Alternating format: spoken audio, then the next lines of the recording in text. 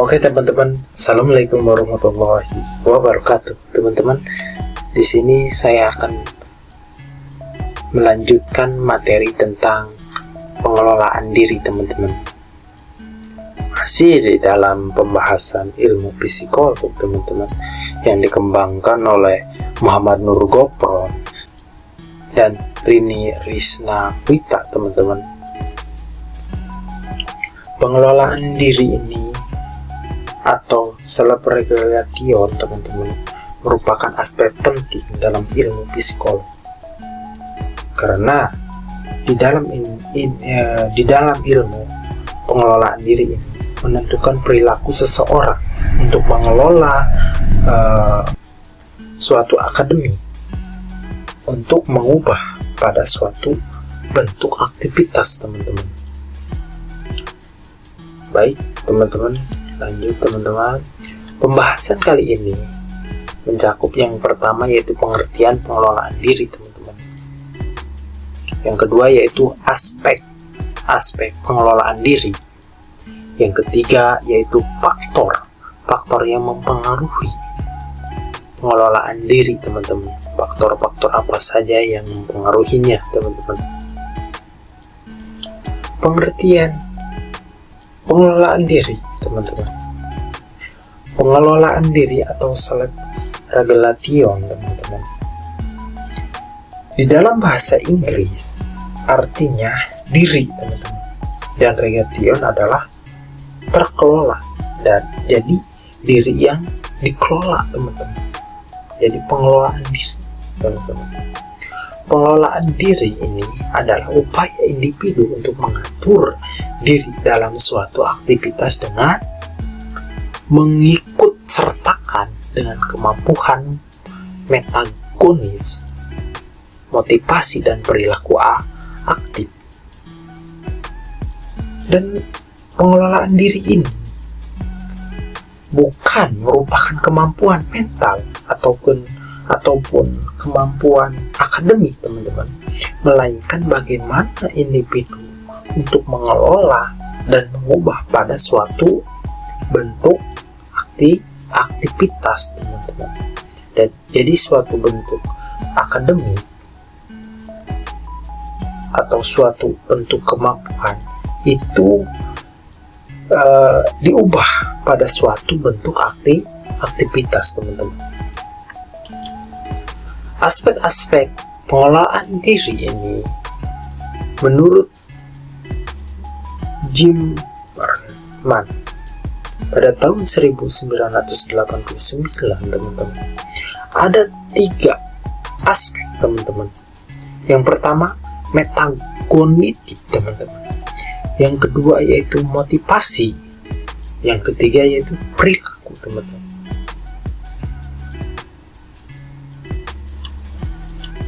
Metagonitif teman-teman, apa itu metagonitif teman-teman? Suatu pengelolaan diri adalah individu yang merancangkan teman-teman, mengorganisasikan, mengatur diri dan menginstruksikan diri sebagai kebutuhan selama proses perilakunya teman-teman. Jadi metagonisasi ini suatu pengelola informasi teman-teman, bisa informasi diri yang merencanakan, mengorganisasikan, mengukur diri dan menginstruksikan teman-teman sebagai kebutuhan selama proses perilaku teman-teman. Misalnya ketika beraktivitas kita belajar, itu kan dari merencanakan dulu, mengorganisasikan bagaimana ini pembelajaran ini supaya efektif, baik dan benar teman-teman, dan mengukur bagaimana strateginya teman-teman, dan menginstruksikan. Nah, itu menginstruksikan itu kita langkah untuk belajarnya seperti apa teman-teman selama proses perilakunya teman-teman. Yang kedua yaitu perilaku teman-teman. Aspek perilaku ini yaitu merupakan upaya individu untuk mengatur diri, menyeleksi, dan memanfaatkan kemampuan menciptakan lingkungan yang mendukung aktivitasnya. Ya, perilaku ini merupakan suatu individu, teman-teman, untuk mendorong dalam kemampuan mendukung aktivitas dianya sendiri, teman-teman. Dari individu yang memiliki motivasi intrinsik, teman-teman, otonomi dan percaya diri sangat tinggi terhadap kemampuan dalam perilakunya, teman-teman. Itu menjadi potensi kita untuk mengoptimalkan pencapaian atas aktivitas yang dilakukannya, teman-teman. Yang ketiga yaitu motivasi. Motivasi adalah fungsi dari kebutuhan dasar untuk mengontrol dan mengkaitkan dengan kemampuan yang ada pada setiap individu dalam kepercayaan diri tinggi terhadap kemampuan dalam melakukan suatu aktivitas. Oh, tentu, teman-teman, motivasi ini mendorong semua perilaku kita. Di atas pencapaian kita pasti ada dorongan, ada support system, teman-teman, dari luar maupun dari dalam, teman-teman. Itu saling berkaitan, teman-teman. Selanjutnya yaitu faktor-faktor yang mempengaruhi pengelolaan di diri, teman-teman. Apa saja faktor-faktornya? Nanti kita bahas, teman-teman. Faktor-faktornya yaitu menurut Jerman dan Pons pada tahun 1990, teman-teman. Ada 3 faktor, teman-teman. Yang pertama, faktor individu itu sendiri, teman-teman, yang mencakup dari pengetahuan individu. Pengetahuan individu ini meliputi dari faktor pengetahuan. Semakin banyak dia mengetahui suatu pengetahuan yang dimiliki oleh individu, itu akan semakin banyak membentuk individu untuk mengelola dirinya sendiri, teman-teman. Yang kedua yaitu tingkat kemampuan metagonis, teman-teman. Tingkat kemampuan metagonis ini yang dimiliki individu semakin tinggi akan kemampuan metagonis membantu pelaksanaan pengelolaan diri di dalam individu, teman-teman. Jadi tingkatan kemampuan ini, ketika kita mempunyai kemampuan metagonis semakin tinggi, pasti pengelolaan diri ini akan semaksimal mungkin, teman-teman, akan maksimum dalam diri individu itu sendiri, teman-teman. Yang ketiga yaitu tujuan yang ingin dicapai, teman-teman. Oh, tentu, teman-teman, bagaimana kita mau mengerjakan suatu aktivitas tanpa ada tujuan, teman-teman, itu mungkin bisa terlaksana, tetapi tidak ada yang namanya titik temu, teman-teman, karena tidak ada tujuan di dalamnya, teman-teman. Itu penting. Semakin banyak komplikasi tujuan yang ingin diraih, semakin besar kemungkinan individu akan pengelolaan dirinya, teman-teman. Yang kedua yaitu faktor perilaku, teman-teman. Faktor perilaku ini akan mencakup, teman-teman, dari 3 aspek lagi, teman-teman.